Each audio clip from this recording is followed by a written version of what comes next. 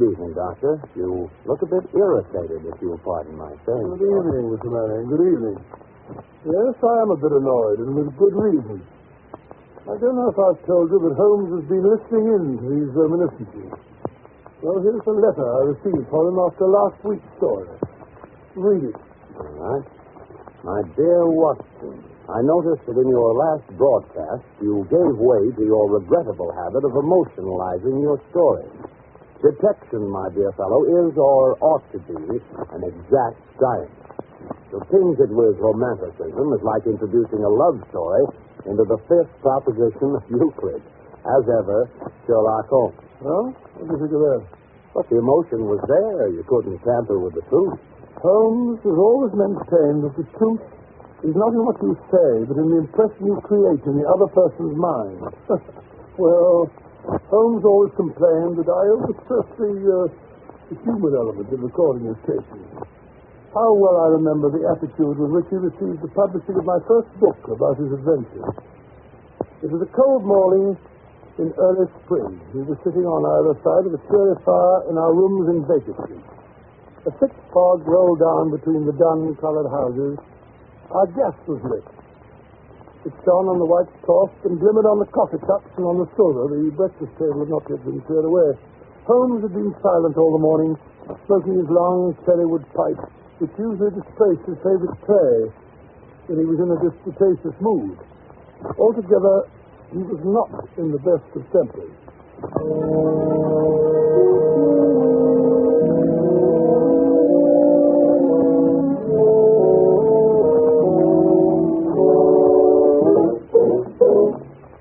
Matches.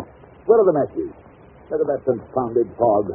What happens to all the matches in this house, I'd like to know. My dear Holmes, why not use the tongs and a live coal if you want to relight your pipe? Huh? Oh!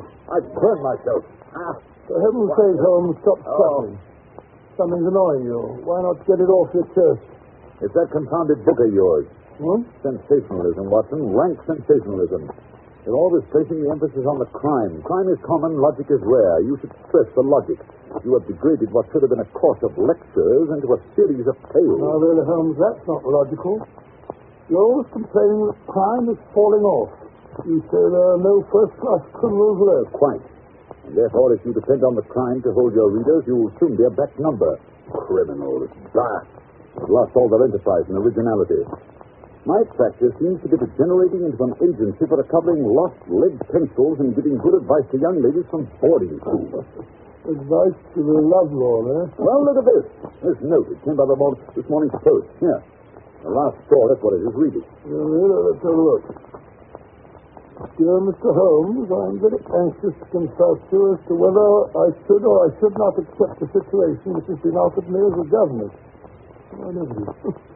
I shall call at 10:30 tomorrow if I do not inconvenience you. Yours faithfully, Violet Hunter. Where is she?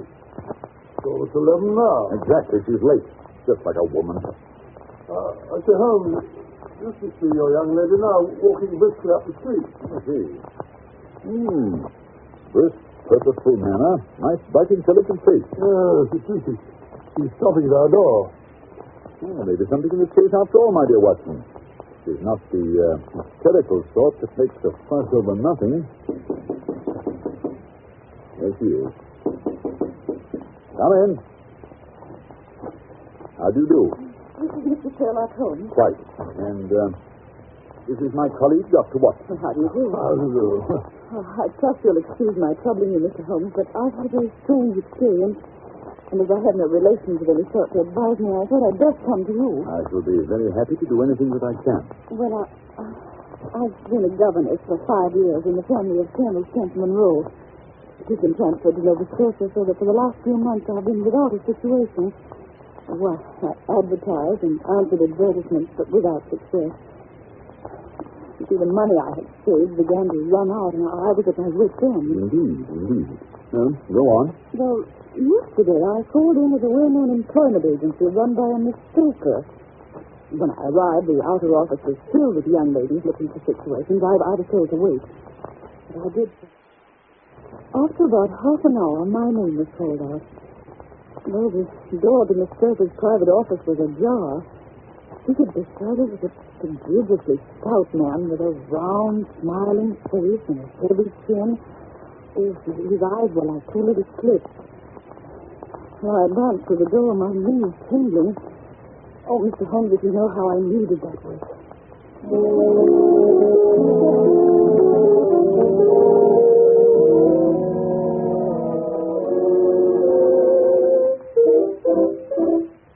Come in, my dear. Come in.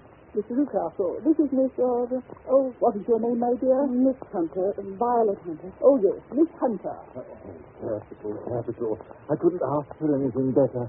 I'm sure you'll do, Miss Hunter. I hope so, Mr. Newcastle. You're looking for a situation as a governess. Yes, sir. And what salary do you ask? Well, I had £4 a month in my last place. £4. Sweating. Frank sweating. How anyone could have the audacity to offer that to a lady with such a question, such accomplishment. A lady fitted to the rearing of a child who may someday play a considerable part in the history of this country. Your salary with me, madam, will commence at £100 a year. 100? Oh, Mr. Newcastle. And furthermore, it is my custom to advance my young ladies half their salary beforehand. May I ask where you live, Mr. Newcastle? Hampshire, a charming rural spot. The Copper Beeches is the name of the place, 5 miles north of Winchester, or the dearest old house. And what would be my duty? One child, a dear little romper aged 6. Oh, if you could see him killing cockroaches with a slipper. Smack, smack, smack. He's gone before you could wink. My sole duty, then, is to take care of this child. Well, I'm sure your good sense would suggest that you obey any little commands which my wife might give, provided, of course, that they were such as a lady might obey with propriety. You see no difficulty, eh? Oh, I should be happy to make myself useful. Oh, by the way, in dress, for example, we're faddy people. Faddy but kind-hearted. Now, if you were asked to wear a particular dress that we might give you, you wouldn't object to our little whim. No. Or to sit here or there. That wouldn't be offensive to you.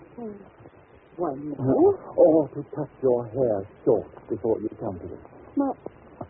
My hair? Oh, yes, it is quite essential. It's a little fancy of my wife, you see. And ladies' fancies, my dear, Miss Hunter, must be consulted. But my hair... Oh, no, I know I couldn't. No, what a pity. Well, in that case, Miss Stoker, I'd best inspect a few more of your young ladies. Good day, then, Miss Hunter.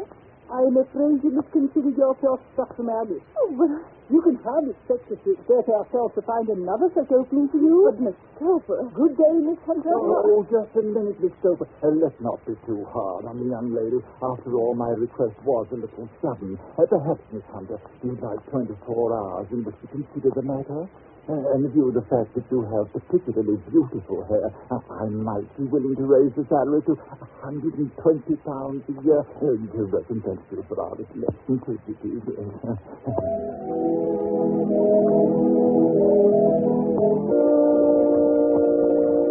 Unusual, most unusual, my dear Miss Hunter.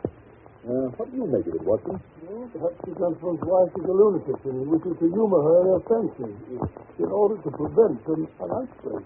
Possibly, Watson, possibly. In any case, it doesn't seem a nice household for a young lady. But the money, Mr. Holmes, the money, and I need it so. Well, yes, the pay is good. Too good. Why should they give you £120 when they can have their pick for 40?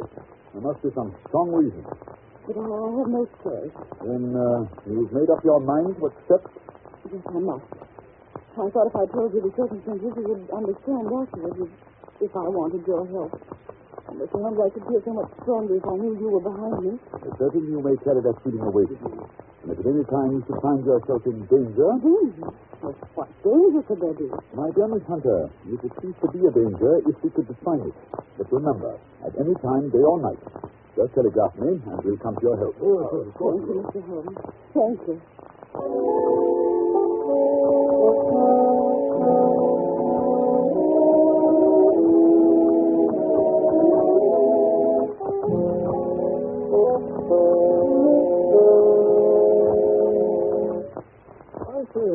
Holmes, it's been almost a week since that charming Miss Hunter called. Conditions must be pretty good at the Copper Beeches, or we'd have heard from her. You never know, Watson. You never know. She he may not be able to get to a telegraph office. Huh? Nonsense, Holmes. Nothing very dreadful can happen out in the open country like this. That's where you're wrong, Watson. My experience that the vilest alleys in London do not present a more dreadful record of sin than does this smiling, beautiful countryside. Oh, you repeat. What do you mean? The pressure of public opinion is greatest in the towns. There is no lane so vile that the scream of a tortured child or the thud of a drunkard's blow does not beget sympathy and assistance from the neighbors. But the countryside, my dear Watson, filled with its lonely houses. Think of the hellish cruelty, the hidden wickedness. Life may go on year in, year out in such places, and no one the wiser. Had our young friend gone to Winchester, I should not have had this fear for her safety. It's the 5 miles of country which makes the danger. See what it is, Watson. Oh, thank you. It's a telegram to you, Holmes. Oh, give it to me. It's from Miss Hunter. Oh, well, what's she say? Come at once. We'll meet you at the Black Swan Hotel, Winchester, at 3 this afternoon. But my wits end don't fail me. What do you suppose has happened? Hurry, Watson. We've no time to lose.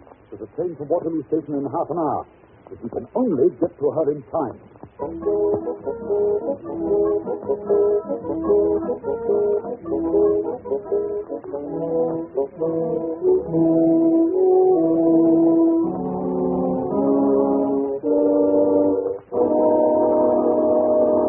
In just a moment, we will follow Sherlock Holmes and Dr. Watson on their strange journey.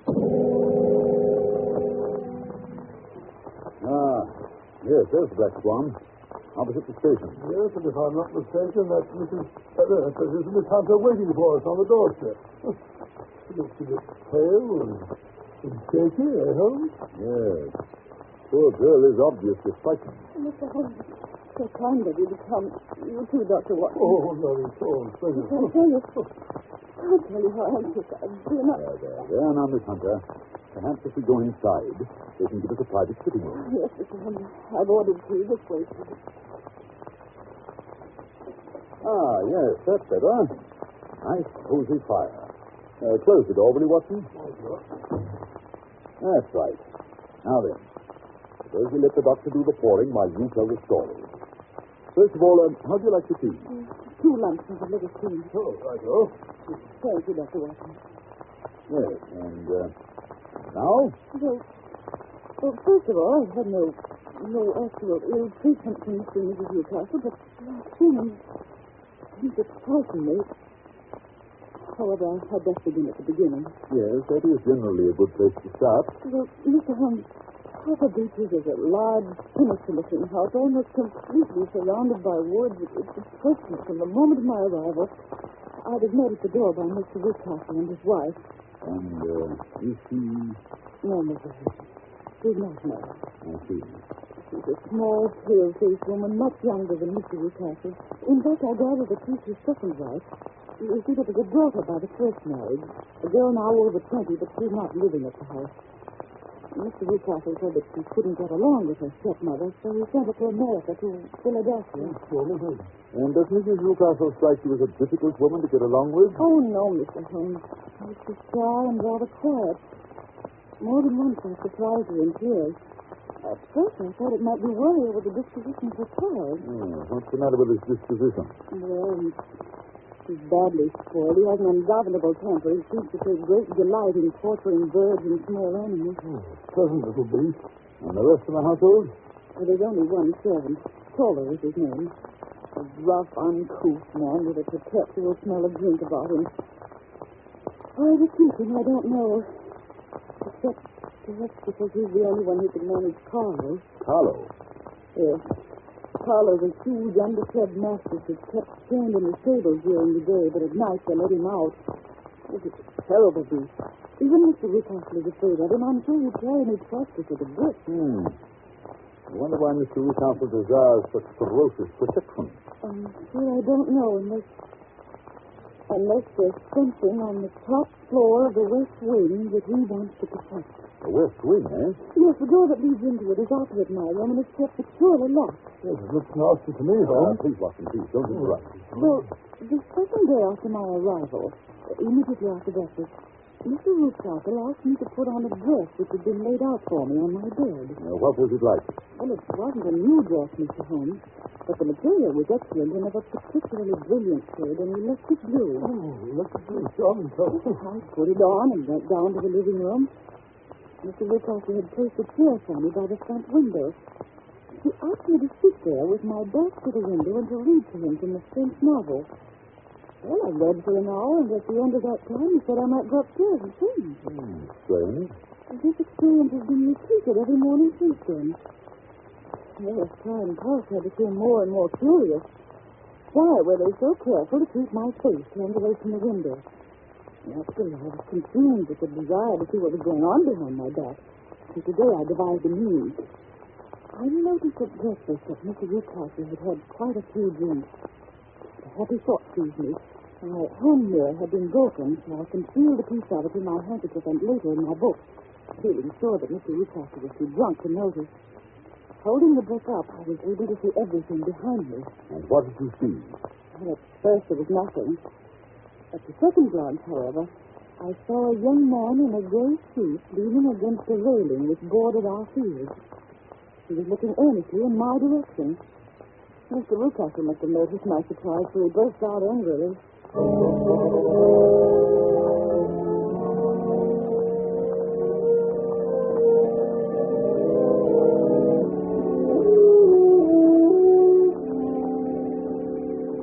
Really, Miss Hunter, your attention must be wandering. That's the second time that you've made that passage. Oh. Furthermore, there's an impertinent fellow up the road who's staring at you. Is he a friend of yours? Oh, no, Mr. Ruthcastle, I don't know anyone around here. Well, kindly turn around and motion him to go away. Oh, wouldn't it be better not to notice him? Do what I signal. I really don't encourage you to have any followers. Very well, Mr. Ruthcastle. Where? Impertinent fellow. That will be all for this morning, Miss Hunter. You may go to your room. Oh, but Mr. Ruthcastle, I hope you don't. Go to your room, I say. Yes, sir. And after this, you needn't bother to wear that blue dress. Oh, dear, what a frightful household. If I could only get away from here, it's all so depressing. What? But he's left the key in the door to the west room. He must be gone. I wonder what's inside. Oh, it wouldn't hurt to take just one look. Oh, how dark it is.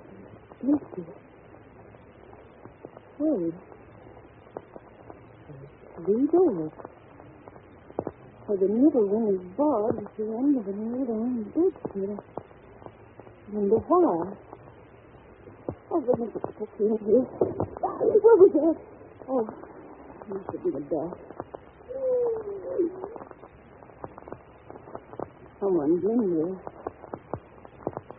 Or maybe it's something. I can't stand it. Too eerie. I've got to get out of here. I've got to get out.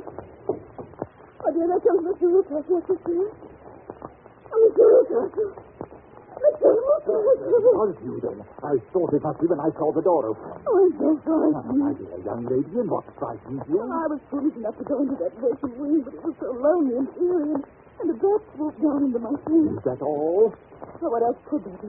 Why do you suppose that I keep that door locked? I'm sure I don't know. To keep people out who have no business there, you see? I'm sure if I'd known. Well, you know now, my dear young lady. And if you ever put your foot over that threshold again, I'll throw you to the basket.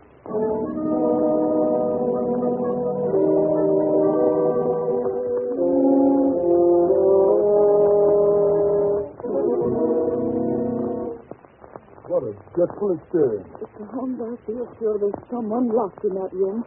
Someone who's unhappy, perhaps tortured.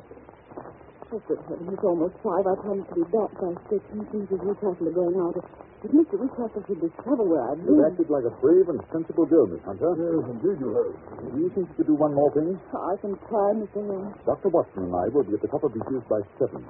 The Newcastles will be gone by that time, and I don't imagine the mastiff will be let loose until they return. Oh, no, Mr. Holmes. It would be too dangerous for them to get back to the house. Good. We will hope the Toller is still drunk. At any rate, you must get us into the house. We must explore the west wing. I'll do my best, Mr. Holmes. Now I must hurry. Goodbye, Mr. Holmes. Goodbye. Goodbye, Miss Holmes. Well, my dear Holmes, what do you make of it all? The blue dress and the man in front of the house. Obviously, they've had someone have her impersonating someone. Someone young whose hair has been cut off during an illness. That someone is probably the person imprisoned in the west wing. Sinister. That is not the most sinister part of Miss Hunter's story. No, what is that? The unpleasant disposition of the child. Well, what's that got to do with it? My dear Watson, as a medical man, you know that a child's tendencies can be discovered by a study of the parents. But heredity is a science to be worked backwards as well. You can get a good insight into the character of the parents by studying the children. This child is cruel, abnormally cruel. He probably inherited it from one of his parents. I only hope nothing serious happens before 7 o'clock tonight.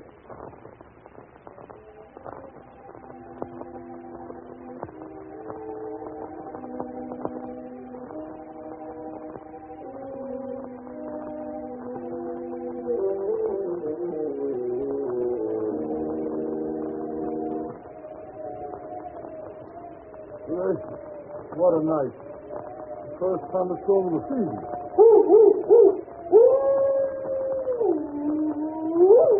Listen to that dog. He's in an ugly temper. Listen to the house. With this group of copper beeches in front of it. Yes. Miss Hunter waiting for us in the doorway. The coast is secure. Come in. You must be close to the street. Oh, you're rather wet yourself. Be careful, you know. You'll be What? catching... What's that sounding? It's Toller. He was just going out to release the dog. I sent him to the wine cellar, then locked him in. Splendid. I managed to get Toller's fuses off him, too. He gets quite drunk. They're duplicates of Mr. Rucastle. Better than better, but come along upstairs. We've no time to wait.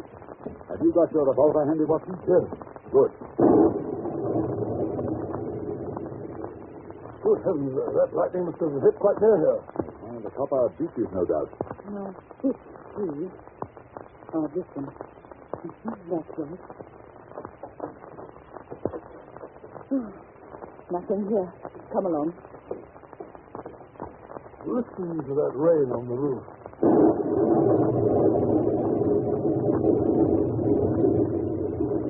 The middle door, you said. Hello in there. No answer. I don't like that. Watson, help me remove this bedstead, will you? That's right. It's tied at one side. Here, cut the rope. That's it. The door's locked. Oh, you must break it open then. Come on. 1, 2, 5. Hello. There's no one here. Baron Rucastle has made away with the prisoner. You may be right. He's probably been carried off. Yes, but how? Through the skylight. It's still open. Shut that table over here. What are you going to do? Stand on it, of course. Yes. 2 pairs of footprints, and there's a ladder resting against the eave. Oh, that's how he did it. But that's not possible. The ladder wasn't there when the Rucastles went away. Then he must have come back. He's a dangerous and clever man. Listen. Yes. I think I hear his steps on the stairs. Oh, Mr. Holmes, kill us all. I thought I'd find you here. You villain, what have you done with your daughter? I'm the one that's that. You see, you Robert. I've caught you. You're in my power. I'll take you. Hello. Hello. He's going to get the dog. We'll be torn to shreds. Quick, Watson. We must close the front door. Let me up, Mr. Rucastle. Loose the door. You kill Mr. Rucastle. Oh, quick. It'll be too late. Hold on. Get the keys, mister. I'll let him out. All right. Oh, it's Carlo. He's got Mr. Rucastle by the throat. Quick, Watson, give me a revolver. Careful, you don't hit the man by mistake. Shut up and stand back, Watson. Oh, Mr. Holmes, thank heaven. You killed Carlo. I thought it was too late. It's so horrible. I think Watson and Tola, bring Rucastle into the house, will you? Oh, it is so strange. Weak. No, Miss Hunter, please, it's all over. Just you go upstairs and pack your bag. Dr. Watson and I are going to take you back to town with us on the 9 o'clock train.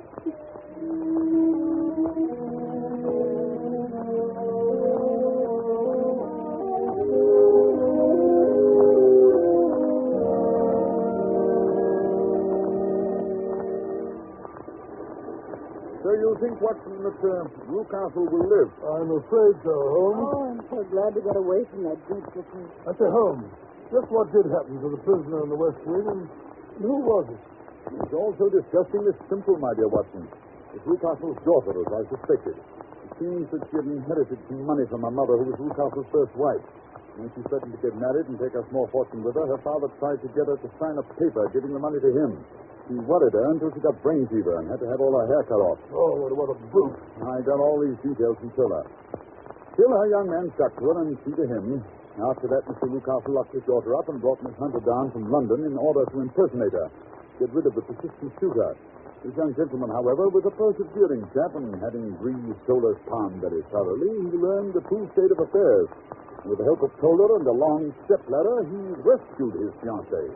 They're now headed for Southampton with a special license, and this time Miss Newcastle, or rather Mrs. Fowler, is really going to America on our honeymoon. Oh, this is quite romantic, isn't it, Holmes? You and your romance, Watson. You're a regular old woman. Well, I'm glad we were able to help the poor thing, but I wouldn't go back to that house again. Not for twice the salary. Oh, that reminds me, Miss Hunter. I was talking to a friend of mine about you the other day. She had a private school in Walsall. I believe she said she had an opening for you. Oh, Mr. Holmes, you're a darling. No, my dear. It's quite inconsequential. Already know. Shut up, Watson.